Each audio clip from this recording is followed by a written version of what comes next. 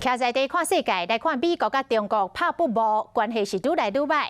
美国政府伫当地时间21号要求中国驻伫德州休斯顿的总领事馆伫72点钟来关起来。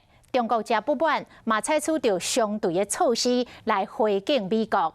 24号嘛要求美国驻伫成都的总领事馆嘛爱伫72点钟来关起来，也就是台湾时间早起的10点。早起透早6点，美方的人员就离开总领事馆。6点18分，甲美国的国旗降落来。伫这72点钟内，中国有不少的民众走去倒热烈。我们中国人民一定要团结起来！我爱你！这个中国阿桑才准备要唱爱国歌曲，然后警察甲挡落来，为了要保护美国，要求中国驻休斯顿总领事馆关起来。中国日时嘛要求讲美国驻成都领事馆72小时内面爱关起来。今日日透早6点，天也未光，离关门的期限10点，还佫有4点钟。就看到几位美方总领事馆的人员离开，到6点18分，美国驻成都总领事馆将美国国旗甲降落来。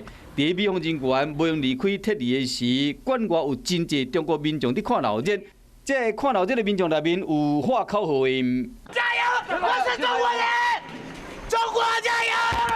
有摕公开信呢。我有一封公开信，我想给到党中央。要这位想要唱歌的。团结起来！虽然侵犯我们国家的领土和欺负我们中国人，让他们有来无回。我们中国人民一定要团结起来！我爱你！